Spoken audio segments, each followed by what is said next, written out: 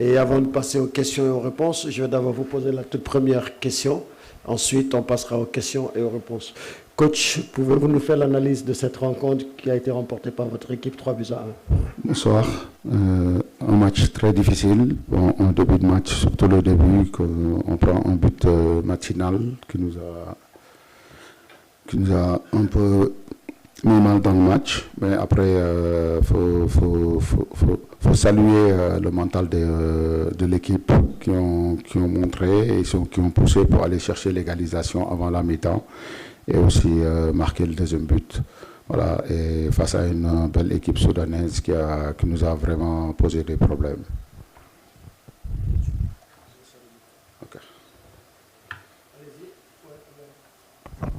Bonsoir coach, je m'appelle Abdoulaye Cham, je suis journaliste à Sud Quotidien au Sénégal.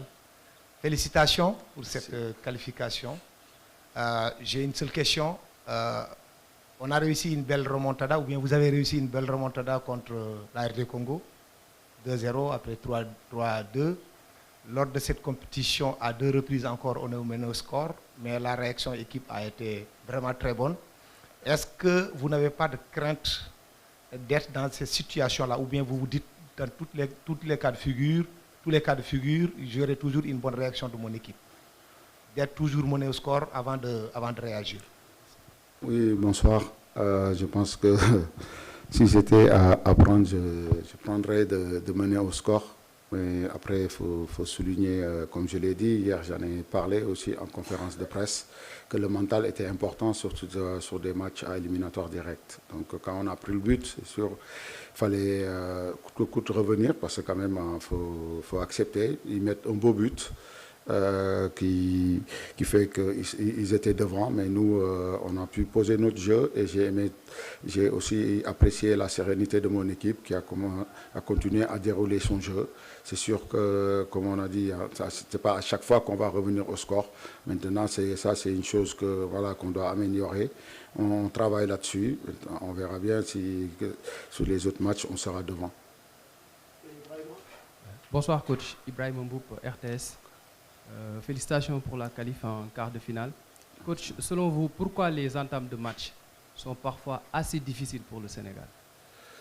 Peut-être, bonsoir Ibrahim. Peut-être ça peut, quand on a envie de trop bien faire, parfois ça peut nous mettre en difficulté. Mais bon, après, à un moment quand même, ça a été gommé. Ces choses sont revenues. Maintenant, il faut en parler pour voir qu'est-ce qu'il faut faire pour enlever ça. Parce que face à certaines équipes, ça va être plus compliqué. Donc, c'est une chose qu'on doit vite enlever de nos débuts de match. Bonsoir tout le monde. Mohamed Koulibaly, Sénégalais, journaliste indépendant.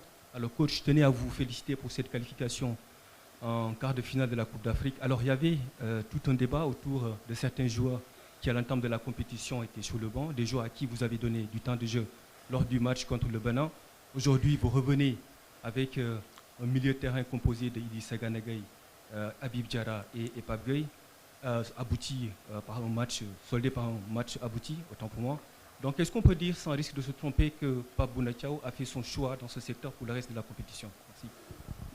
Bon, bonsoir. Ouais, je pense que je le répète à chaque fois que je viens en conférence de presse. Moi, je pense qu'on a 26 titulaires.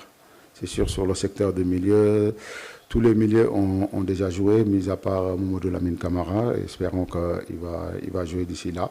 Maintenant, on est là. Ils sont tous compétitifs. Après, on verra en face qui on aura et aussi les joueurs qui seront plus adéquats pour ce match. Après, je suis avec un staff. On travaille là-dessus. Et les joueurs, le plus important, ce sont tous compétitifs et tous prêts à donner le meilleur d'eux-mêmes.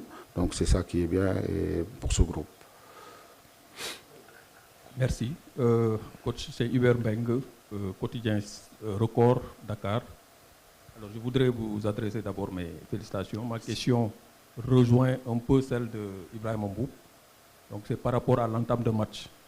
On voit une entame assez compliquée et ça rappelle un peu notre entame de match contre le Brésil. Donc, toute proportion gardée, le Soudan, avec ses moyens, a fait ce pressing haut là sur notre défense et a marqué très tôt, tout comme contre le Brésil. Donc est-ce que vous ne pensez pas à trouver quand même une solution par rapport à ça?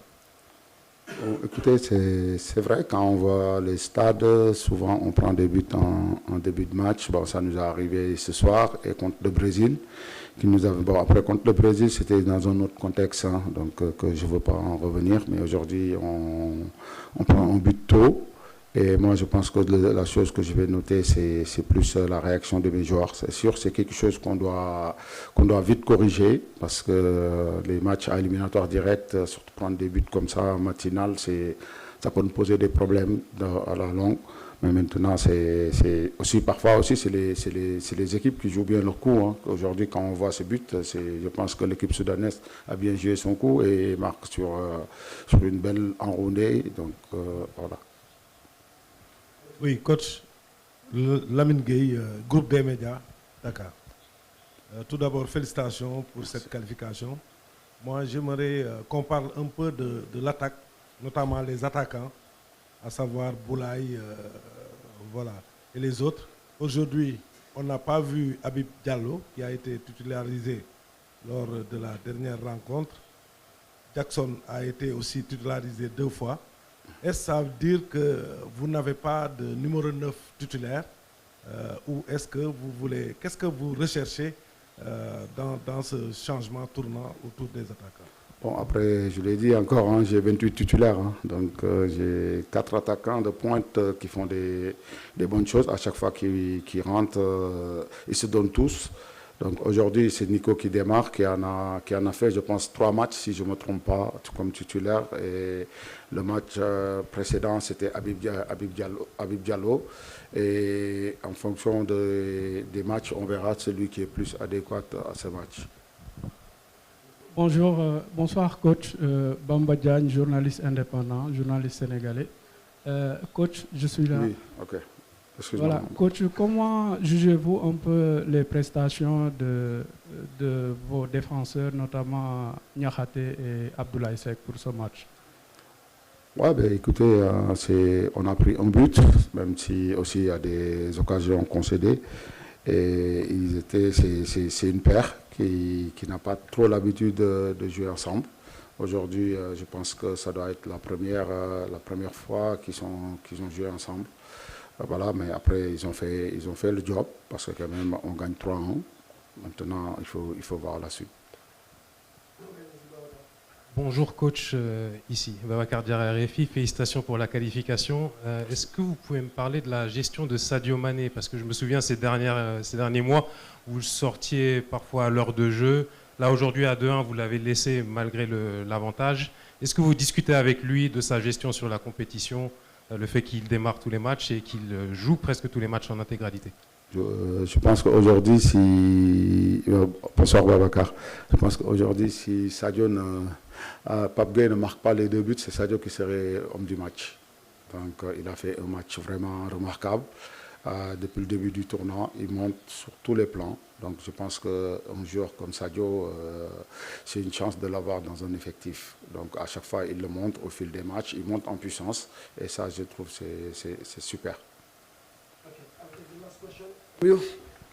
Bonsoir, coach. Bonsoir. Premièrement, félicitations. Merci. Aziz, journal Parlement Sport Maroc. Que préférez-vous jouer l'Ankar avec la sélection tunisienne ou malienne? Bonsoir Aziz. Je préfère jouer contre l'équipe qui va perdre contre nous.